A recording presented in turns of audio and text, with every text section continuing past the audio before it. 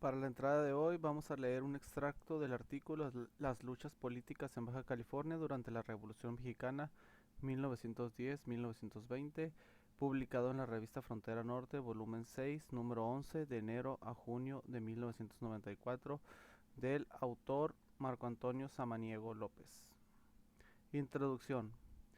Tradicionalmente, se ha señalado que en Baja California la Revolución Mexicana no tuvo repercusiones significativas en la historiografía existente. Se destacan principalmente los acontecimientos de 1911, cuando un contingente armado dirigido desde Los Ángeles, California, por Ricardo Flores Magón, incursionó en el entonces Distrito Norte de la Baja California. El hecho ha despertado gran polémica en diversas ocasiones, debido a que en su mayoría los habitantes del distrito se opusieron a las fuerzas magonistas, ya que en ese momento se consideró como filibusteros a los grupos armados que llegaron. Los habitantes de la región se consideraron defensores de la integridad nacional, hecho refutado por quienes señalan que Ricardo Flores Magón es un héroe nacional, dado el carácter que se le ha otorgado como precursor de la Revolución Mexicana. Lo anterior ha generado una bibliografía relativamente amplia. Algunos autores señalan que los bajacalifornianos de la época efectivamente defendieron el territorio nacional de una intervención apoyada por intereses norteamericanos, con la intención de apoderarse de Baja California.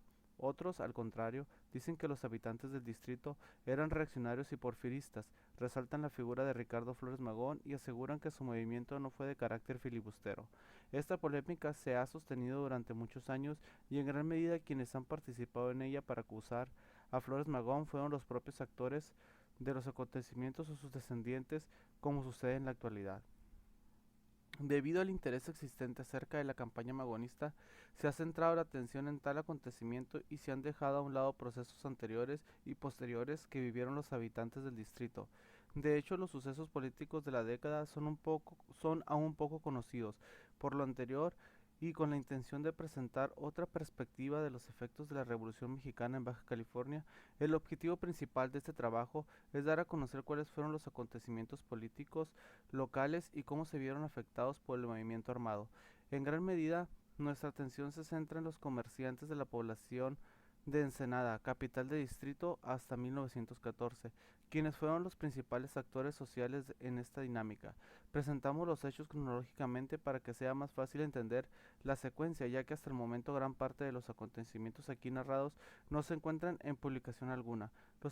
Los aspectos económicos los trataremos en forma secundaria, con la única intención de contextualizar la época, por lo que no ahondaremos en ellos en esta ocasión. La documentación utilizada básicamente pertenece al Archivo General de la Nación de los Fondos Gobernación y Partido Revolucionario. Dichos materiales se encuentran fotocopiados y catalogados en el Instituto de Investigaciones Históricas de la Universidad Autónoma de Baja California, lugar donde se realizó la consulta. También resultó valiosa la documentación del archivo personal de David Zárate Zazueta, donde se conservan varias publicaciones del periódico El Demócrata del Norte, dirigido por miembros del Club Democrático Ensenadense, con la intención de ofrecer un panorama general de la situación imperante al inicio de la década. Haré una breve descripción del ámbito político y económico en la etapa inmediata anterior. El porfiriato. Baja California inició su incorporación al desarrollo del capitalismo a finales del siglo XIX, en el área circundante en lo que actualmente corresponde a Ensenada.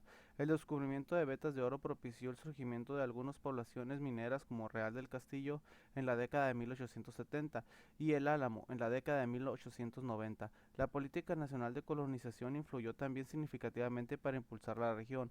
En Ensenada una empresa norteamericana y posteriormente una de origen inglés jugaron un papel determinante. Al comenzar el siglo XX, Guillermo Andrade, propietario de enormes extensiones de territorio en la región deltaica del río Colorado, vendió a empresarios norteamericanos más de 300.000 hectáreas.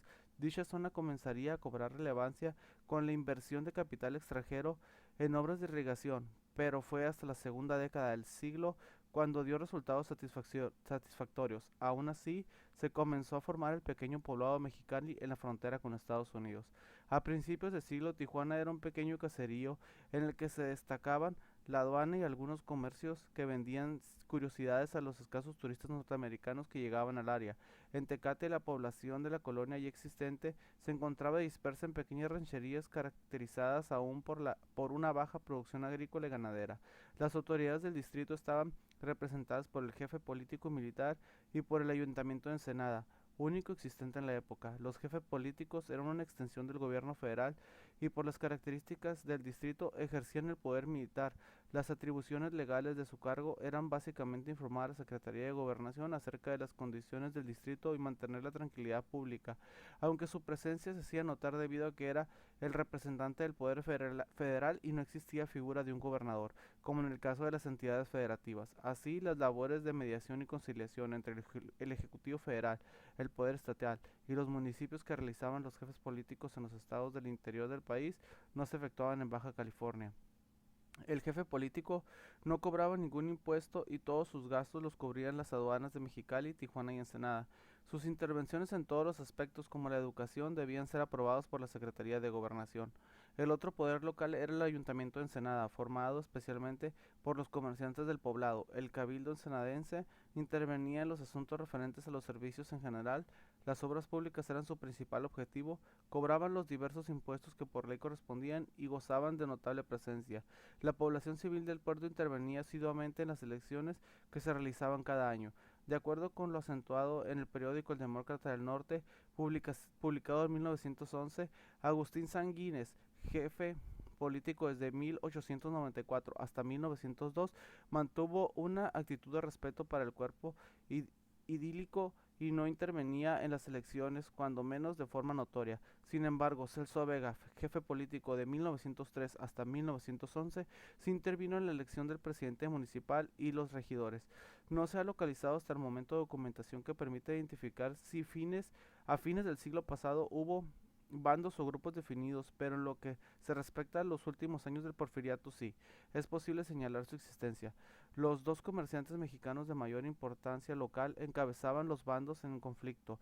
Eulogio Romero y Manuel Labastida figuraban como líderes de grupos políticos antagónicos, aunque no es factible asegurar el momento en que se presentó la ruptura. Eulogio Romero fue presidente municipal desde 1903 hasta 1906 y Manuel Labastida con apoyo de Celso Vega durante los años de 1907, 1908, 1909, 1910 y fue reelecto en 1911, aunque no terminó su último periodo por razones que veremos más adelante. Es decir, Celso Vega se unió a un grupo que le resultó afín, pero con ello dejó fuera de participación a los seguidores de Eulogio Romero. Lo anterior propició que el grupo marginado buscara la forma de cambiar la situación y promoviera que los militares no tuvieran injerencia en la actividad política y no intervinieran en el ayuntamiento. Por ejemplo, se opusieron a que el teatro centenario construido con fondos municipales llevara inicialmente el nombre Celso Vega, además de mostrar su oposición a que los empleados federales incondicionales del jefe político se enriquecieran a costa de los impuestos y repartieran los cargos entre los familiares.